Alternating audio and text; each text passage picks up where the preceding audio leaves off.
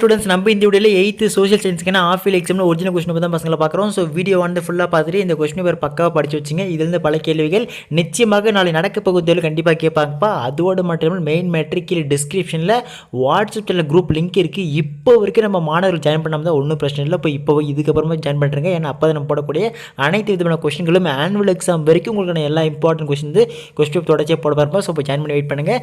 So இதே மாதிரியில் தொடர்ந்து பார்க்க நினச்சி நம்ம சப்ஸ்கிரைப் பண்ணுறேங்க. சரி வாங்க ஸ்டூடெண்ட்ஸ் வீடியோக்குள்ளே போயிடலாம். ஸோ உங்களுக்கான கொஸ்டின்ஸ் எல்லாம் படிக்கிறப்ப ஸோ அதுக்கு நான் ஆன்சர்ஸ் வேணும் அப்படின்னு நினச்சிங்கன்னா கீழே கமெண்ட் செக்ஷனில் ஆன்சர்ஸ்னு போடுங்க. அதுக்கு ஆன்சர்ஸ் உங்களுக்கு வந்துடும். சரிங்களா? சரி வாங்க ஸ்டூடெண்ட்ஸ் பார்த்துடலாம்.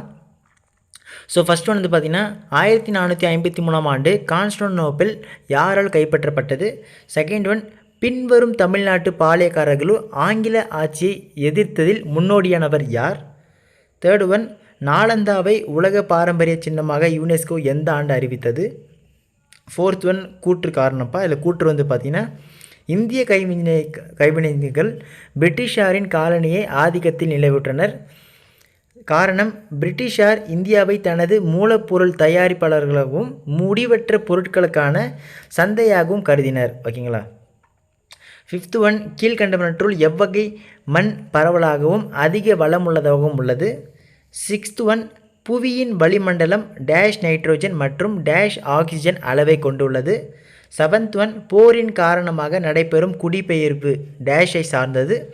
எய்த் ஒன் கல்கூர்லி சுரங்கம் டேஷ் கனிமத்திற்கு புகழ்பெற்றது.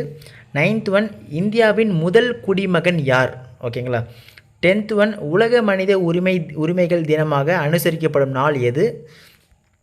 11th ஒன் சாலை விபத்துகளுக்கான காரணங்கள் யாவை?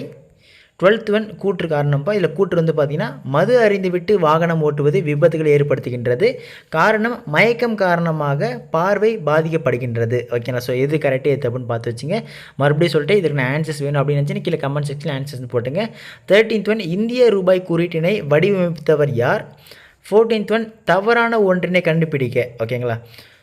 ஸோ இதெல்லாம் நல்லா பார்த்து வச்சுப்போம். 1 மார்க்ஸை பொறுத்த வரைக்கும் 99% 100% புக் பேக்கில் தான் வரும். ஓகேங்களா? ஸோ நெக்ஸ்ட் வந்து பார்த்தீங்கன்னா பார்ட் 2 ஸோ பார்ட் 2 பொறுத்த வரைக்கும் ஏதேனும் 10 வினாக்களுக்கு மட்டும் விடையில்லை. இதில் 28வது வந்து 2 மார்க்ஸ் மட்டும் பார்த்தீங்கன்னா கம்பல்சரி கொஸ்டினாக கொடுத்துருக்காங்க. 15வது வந்து இந்தியாவில் இருந்து ஆங்கிலேயர்களின் வர்த்தக மையங்களை குறிப்பிடுக.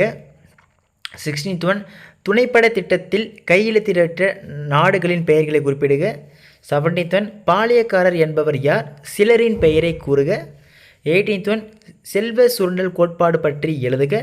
19th ஒன் மாகாண நகரங்கள் 3இன் பெயர்களை குறிப்பிடுக. 20 மண்வள பாதுகாப்பு என்றால் என்ன? 21 சிறு குறிப்பு வரைக கோள் காற்று நிரந்தர காற்று. ஓகேங்களா? ஸோ இதுக்கப்புறம் வந்து 22 மலை அடிவார பகுதிகளில் நாம் ஏன் குடியிருப்புகளை அமைக்கக்கூடாது? 23 ஆப்பிரிக்கா தாய் கண்டம் என அழைக்கப்படுவது ஏன்? 24 குடியுரிமையின் வகைகள் யாவை? 25 சமய சார்பற்ற நாட்டின் சிறப்பு பண்புகள் கூறுகள் யாவை? ஸோ இதில் இருக்கிறது எல்லாம் இம்பார்ட்டன்ட் 2 மார்க்ஸ் இது ஸ்கிப் பண்ண நல்லா படித்து வச்சுருங்க. ஸோ நெக்ஸ்ட் 26 வந்து பார்த்திங்கன்னா ஏதேனும் 4 சாலை விதிகளை எழுதுக. 27 கருப்பு பணம் என்பதன் பொருள் என்ன? 28 சேமிப்பு மற்றும் முதலீடு என்றால் என்ன? ஓகேங்களா? ஸோ இதுக்கப்புறம் வந்து நெக்ஸ்ட் இம்பார்ட்டன்ட் 5 மார்க்ஸ் பசங்க. ஸோ எல்லா 5 மார்க்ஸ் கம்பல்சரி படிச்சிருங்க. எதுவும் ஒன்று கூட ஸ்கிப் பண்ணாதீங்க. சரிங்களா? ஸோ முடிஞ்ச வரைக்கும் எல்லாத்தையும் படிச்சிருங்க. ஏதேனும் 10 வினாக்களுக்கு மட்டும் சுருக்கமான விடையில்லை. வினா எண் 42 மட்டும் பார்த்தீங்கன்னா கட்டாய வினாக கொடுத்துள்ளது. ஸோ ஃபஸ்ட்டு வந்து 29 நேர்பகுப்பா. பேராசிரியர் கார்வே டேஷ்வில் இந்து விதைவுகளுக்காக ஒரு பள்ளியை தொடங்கினார். செகண்ட் ஒன் இண்டிகோ கிளர்ச்சி டேஷில் நடைபெற்றது. தேர்ட் ஒன் வளிமண்டலத்திலிருந்து புவியை நோக்கி விழும் எல்லா வகையான நீருக்கும் டேஷ் என்று பெயர். ஃபோர்த் ஒன் இந்திய அரசமைப்பு சட்டம் டேஷ் குடியுரிமை மட்டும் வழங்குகிறது. ஃபிஃப்த் ஒன் கடன் அட்டைகள் மற்றும் பற்று அட்டைகள் டேஷ் பணமாகும். ஓகேங்களா? ஸோ இதுக்கப்புறம் 30 வந்து பார்த்திங்கன்னா பொறுத்துக்குப்பா. ஸோ மேட்ச் பொறுத்த வரைக்கும் இலவச கட்டாய கல்வி, கோத்தாரி கல்விக்குழு, திருமணம், குழந்தைகள், இந்திய ரிசர்வ் வங்கி திட்டம். இந்த பக்கம் வருங்கால குடிமக்கள் 1935 6 முதல் 14 வரை. 1964 சமூக மற்றும் பண்பாட்டு இடப்பெயர்வு. ஓகேங்களா? ஸோ இதுக்கு ஆன்சர் செக் பண்ணிச்சுங்க. நெக்ஸ்ட் 13 வந்து ட்ரூ ஆர் ஃபால்ஸு சரியா தவறா? இதில் வந்து பார்த்திங்கன்னா வாரன் ஹேஸ்டிங்ஸ் 5 ஆண்டு நிலவரி திட்டத்தை அறிமுகப்படுத்தினார். ஸோ சரியா தப்பாக பார்த்து வச்சுங்க. செகண்ட் ஒன் புத்தர், மகாவீரர் மற்றும் கோசலர் ஆகியோர் வேதங்களின் மேலாதிக்கத்திற்கு எதிராக கிளர்ச்சி செய்தனர். தேர்ட் ஒன் வானிலை என்ற அறிவியல் பிரிவிற்கு காலநிலை என்று பெயர். ஃபோர்த் ஒன் முகலாய பேரரசர் அக்பர் சமய சகிப்புத்தன்மையை கொள்கையை பின்பற்றினார். 5th ஒன், சாலை விபத்துகள் தொடர்பான பிரச்சனை சாலையில் மட்டுமே உள்ளது. ஓகேங்களா. நெக்ஸ்ட் 32 வேறுபடுத்துப்பா. ஸோ டிஃப்ரென்ஷியேட்டை பொறுத்த வரைக்கும் காலநிலை மற்றும் வானிலை, அதுக்கப்புறம் வேளாண் சார்ந்த தொழிலகங்கள் மற்றும் கடல் வளம் சார்ந்த தொழிலகங்கள். ஓகேங்களா. காரணம் கூறுக. இதில் வந்து பார்த்திங்கன்னா உயரம் அதிகரிக்கும் பொழுது வெப்பம் குறைகிறது. ஓகேங்களா. ஸோ அது எதனால் அப்படி பார்த்து வச்சுங்க. நெக்ஸ்ட் 33 வந்து பார்த்திங்கன்னா ஆங்கிலேயர்கள் எவ்வாறு இந்தியாவில் தங்களது வர்த்தக மையங்களை நிறுவினர். 34 ஆங்கிலேயர்களின் நிலவரி திட்டங்கள் இந்திய விவசாயிகள் மீது ஏற்படுத்திய தாக்கங்கள் என்ன.